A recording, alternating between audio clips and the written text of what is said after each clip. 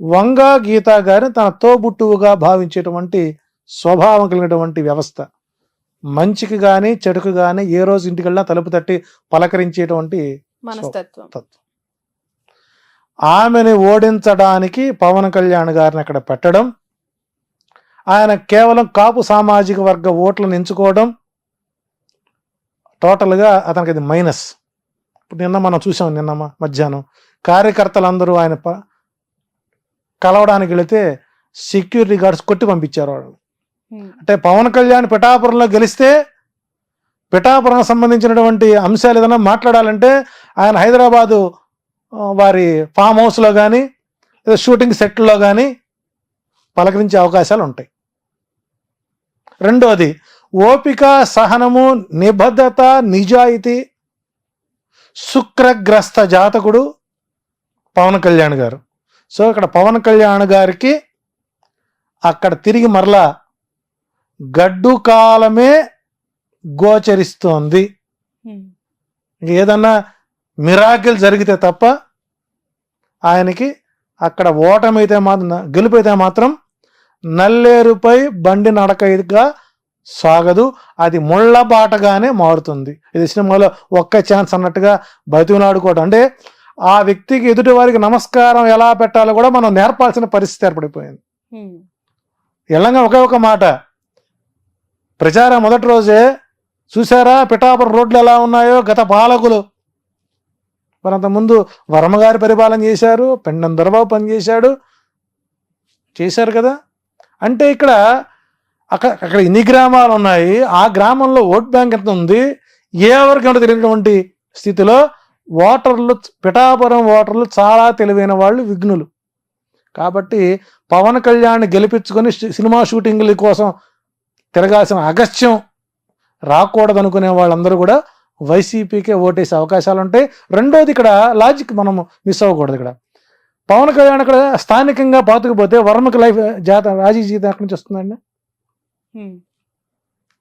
కాబట్టి ఇక్కడ పవన్ కళ్యాణ్ ఓడించడానికి తెలుగుదేశం పార్టీ షాడోగా వర్మ గారిని దించి, నీవు పవన్ కళ్యాణ్ ఓడించుకొని వస్తే మీకు నేను ఎమ్మెల్సీ పదవి ఇస్తాను.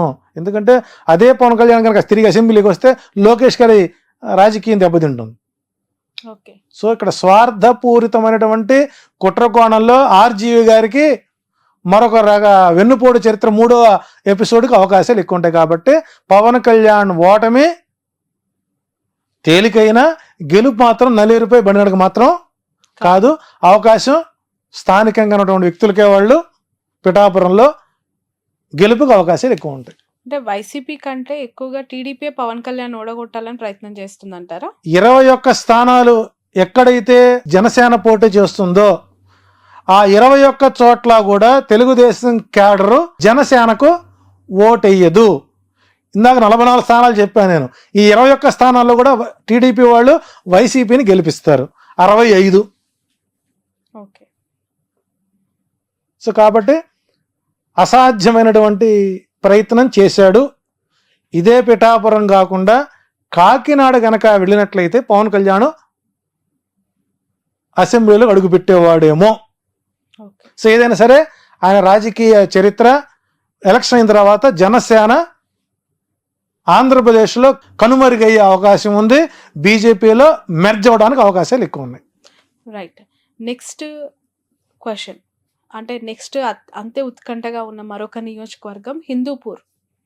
అక్కడ ఇప్పటి వరకు టీడీపీ జెండా తప్ప ఇంకొక జెండా ఎగరలేదు. టీడీపీ కంచుకోటగా భావించే నియోజకవర్గం. అక్కడ ఒక మహిళని జగన్ రంగంలోకి దించారు, దీపిక. సో బాలయ్య గారికి ఎట్లా ఉంది విజయ అవకాశం? అంటే ఆయనే పెద్ద జ్యోతిష్యుడు, ఆయనకన్నీ తెలిసినవాడు. గత చరిత్ర మొత్తం చూసినట్లయితే ఆయన ఆ నియోజకవర్గాన్ని ఎప్పుడు కూడా చూసినవాడు కాదు. భూ కబ్జాలు, సెటిల్మెంట్లు, పిఏలే రాజ్యపాలన చేసేవారు. కాబట్టి ఈ మధ్యకాలం 4-5 సినిమాలు మళ్ళీ ఆయన్ని ఫేమ్లో తీసుకొచ్చిన. అంటే గతంలో ఎప్పుడూ జగన్మోహన్ రెడ్డి గారు హిందూపురంపై దృష్టి పెట్టలేదు. కారణం ఏంటంటే ఇప్పటికి కూడా బాలకృష్ణ ఫ్యాన్స్ అసోసియేషన్కి జగన్మోహన్ రెడ్డి గారు కడప జిల్లాకి ప్రెసిడెంట్కి రాజీనామా చేయలేదు దానికి. ఓకే. సో ఆయన ఎప్పుడు కూడా బాలకృష్ణ గారిని ఎప్పుడు ఒక మాట అన్నారు అసెంబ్లీలో కూడా. మధ్యలో కొన్ని మాటలు అన్నారు చివరిలో.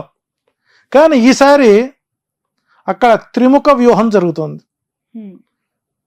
స్వామి పరిపూర్ణానంద గారి ఎఫెక్ట్ బాలయ్య బాబుకు ఇబ్బందికరంగా మారుతుంది. సో కాబట్టి ఈసారి హిందూపురం నియోజకవర్గంలో ఉన్నటువంటి వ్యక్తులు తన్నులు తినకుండా, కొట్టించుకోకుండా ప్రయత్నం చేసుకోవాలి. ప్లస్ స్థానికంగా ఉండేటువంటి వ్యక్తులను ఎప్పుడైతే మనం ఆదరిస్తామో మనకు అందాల్సిన ప్రతి సమస్యలు అక్కడ పరిష్కారం అవుతాయి. సో బాలయ్య బాబు గారి జాతకం కూడా ఈసారి కాస్త వ్యతిరేకత మూట కట్టుకున్నా ఆయన లక్ష్మీనరసింహోపాసకుడు కాబట్టి వైసీపీ విజయానికి, హిందూపురం టీడీపీ విజయానికి కేవలం అతి తక్కువ ఓట్ షేర్తో బాలకృష్ణ బయట పడవచ్చు. ఇంకేదైనా వ్యూహాత్మకంగా పరిపూర్ణానంద, ఎందుకంటే ఆయనకి అక్కడ ఓట్ బ్యాంక్ ఎక్కువ అండి. హిందూపురంలో కొన్ని వేల కుటుంబాలు పరిపూర్ణ దాసోహం చేసేటువంటి పరిస్థితి ఉంది. సో ఆయన ఎఫెక్ట్ అక్కడ బాగా పడుతుంది కాబట్టి మెజారిటీని తగ్గించగలుగుతారేమో కానీ గెలుపునటువంటిది వైసీపీకి అక్కడ కొద్దిగా కష్టసాధ్యంగా ఉంటుంది. ఏదైనా మేనిఫెస్టో ఎఫెక్ట్ పడితే చెప్పలేం. రైట్. మరొకటి కుప్పం. చంద్రబాబు నాయుడు గారిని ఓడగొడతాము, అసెంబ్లీలో అడుగు పెట్టనివ్వమని శపథం చేస్తున్నారు వైసీపీ నేతలు. ఇక కుప్పం వచ్చేసరికి చంద్రబాబు నాయుడు గారిని ఓన్ చేసుకున్నటువంటి నియోజకవర్గం. ఆయన ఏం చేసినా, ఏం చేయకపోయినా, హామీలు ఇచ్చినవి నిలబెట్టుకోలేకపోయినా గత కొంతకాలంగా ఆయన గెలుస్తూనే వచ్చారు. అది ఆయనకి అష్టమ శని ప్రభావం బలంగా ఉంది. అందులో ఎలక్షన్ కోడ్ కానీ, ఎలక్షన్ నామినేషన్ రోజులు కానివ్వండి, ఎలక్షన్ పోలింగ్ రోజు కానివ్వండి, ఎలక్షన్ కౌంటింగ్ 4 నంబర్ ఆయనకి వ్యతిరేకం పూర్తి స్థాయిలో. 4 అనుకూలం కాదు. 25,630 ఓట్లతో చంద్రబాబు నాయుడు అక్కడ ఓడిపోతున్నారు. 25,630 ఓట్లు అంటే గత 2019లో పోలింగ్ని కౌంటింగ్ని తీసుకునే విధంగా గుడిపల్లె మండలం ఒకటి ఉంది. అది పూర్తి స్థాయిలో 25,036,40,000 ఓట్లు గల్లంత అయిపోయింది. ఎందుకంటే అటు కర్ణాటక నుంచి, ఇటు తమిళనాడు నుంచి వచ్చినటువంటి ఓట్ బ్యాంక్ ఈసారి లేదు. ఆ మండలమే ఆయనకి ఎప్పుడు కంచుకోట. అది కాకుండా స్థానిక ఉండేటువంటి భరత్ పూర్తి స్థాయిలో డెవలప్మెంట్ చేసుకోవడం, కృష్ణా జలాలు తొలిసారి ఆ గుడిపల్లె మండలంలోకి రావడం, తాగునీటి ఎద్దడి లేకుండా చేయడం, కొంత అభివృద్ధి పనులు, అందులో పొంగనూరులో ఓడించాలని ఆయన్ని, కుప్పంలో ఓడించాలని ఈయన్ని. ఏదేమైనప్పుడు కూడా చంద్రబాబు నాయుడు గారికి ఈసారి విజయ అవకాశాలు చాలా తక్కువగా ఉన్నాయని చెప్పొచ్చు. ఒకవేళ బాబు గెలిస్తే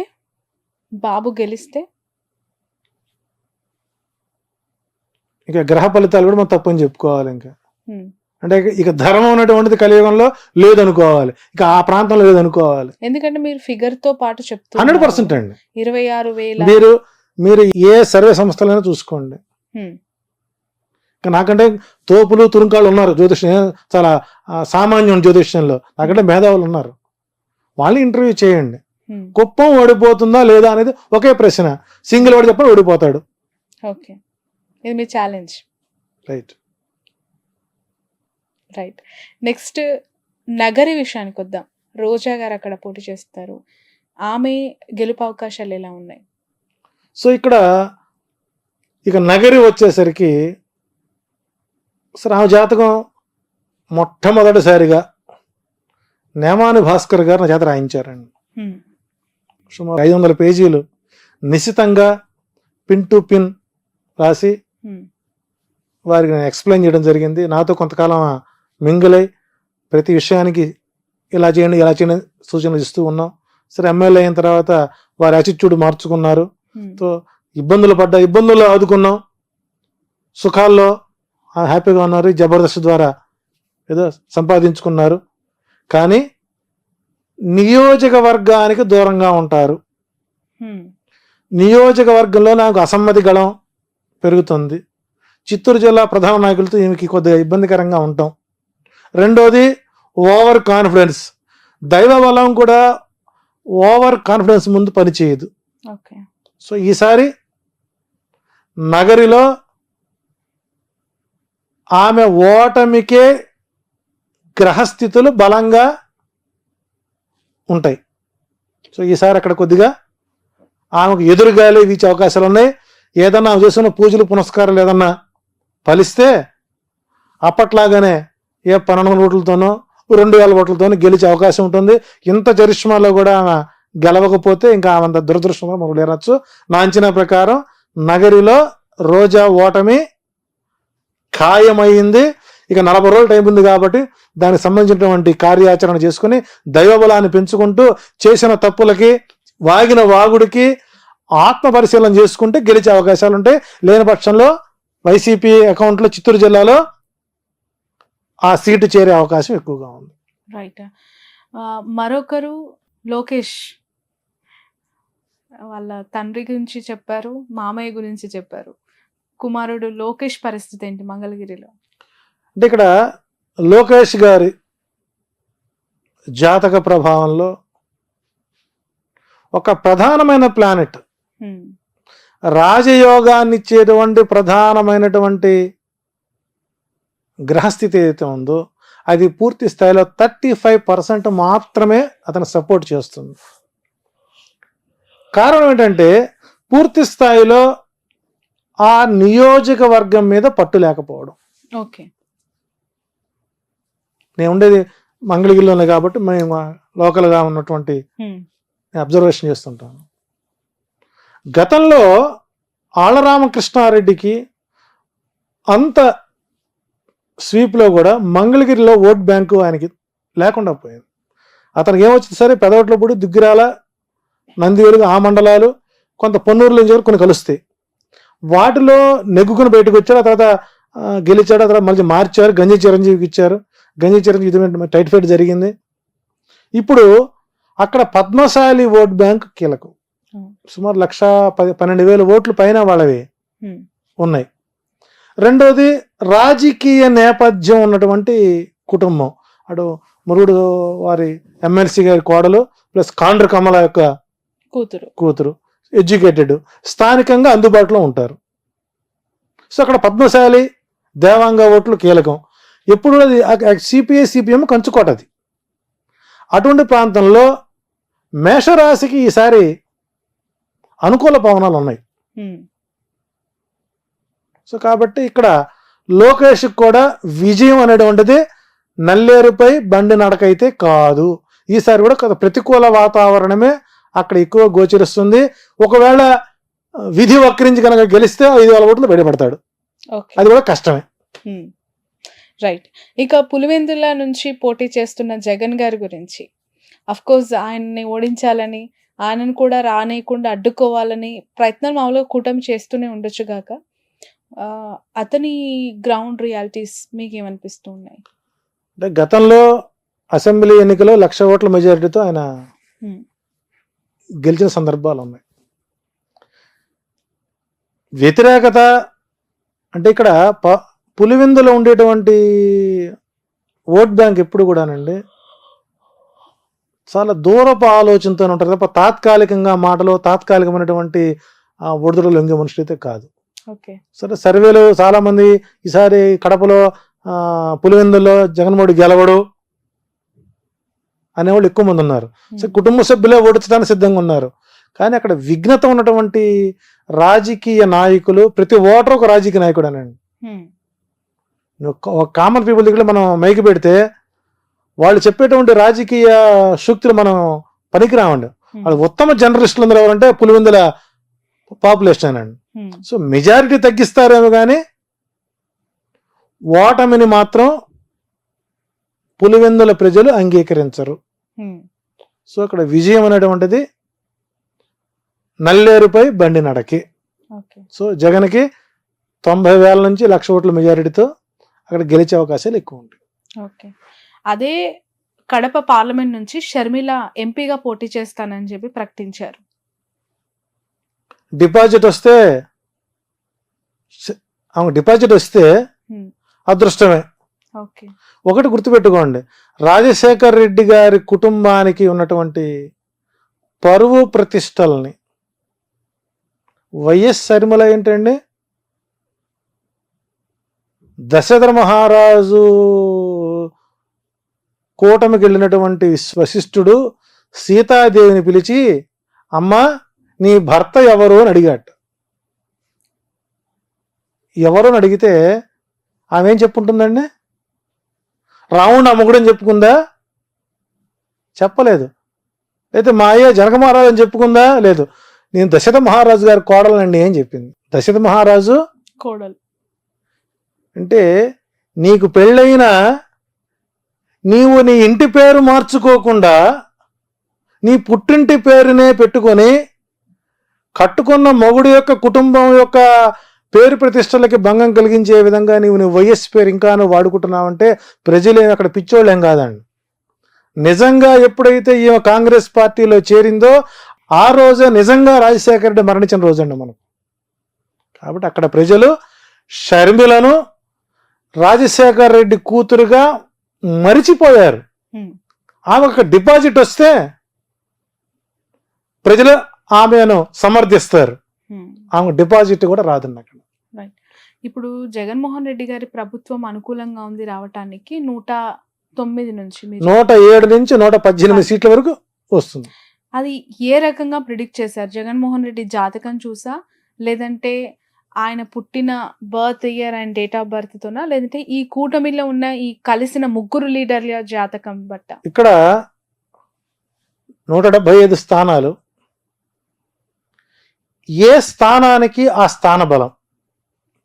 ఉదాహరణకి నెల్లూరు పార్లమెంట్ ఉంది. 1952లో ఎస్టాబ్లిష్ అయినటువంటి నెల్లూరు పార్లమెంట్ ఎంపీ సీట్. ఆ రోజు ఉన్నటువంటి ప్లానెటరీ పొజిషన్ ఏంటి? యాజ్ పర్ యాజ్ మేధిని జ్యోతిష్యం ప్రకారం ఒక రాజకీయ ప్రొడక్షన్ చేయాలి అని అంటే ఆ ప్రాంతం ఎప్పుడు ఎస్టాబ్లిష్ అయింది, ఆనాటి గ్రహస్థితులేంటి, ఆనాటికి ఇప్పుడున్నటువంటి రాజకీయ నాయకుల యొక్క గ్రహస్థితులేంటి, పార్టీ ఆవిర్భావం ఏంటి, వ్యక్తిగత జాతకం ఎంతవరకు దోహదపడుతున్నటువంటి నిర్ణయాలు తీసుకున్నట్లయితే 2019లో 151 సీట్లకి ఆ భూమండలం ఆయనకు యోగించింది. సో 5 సంవత్సరాల సమయంలో ఆ గ్రహస్థితిలో అనేక రకాల మార్పులు వచ్చేసరి గురుమూడమి, శుక్రమూడమి, సూర్యచంద్ర గ్రహణాలు ఎక్కువ ఉన్నాయి, ముహూర్తాలు లేకపోవడం, కొంత అనుకూల గ్రహస్థితులు అనుకూల వాతావరణం లేకపోవడం, 2 శుభగ్రహాలకి 7 పాపగ్రహాలకి ఆధిపత్యాలు రావడం పూర్తి స్థాయిలో రాజకీయం మీద ప్రభావం పడుతుంది.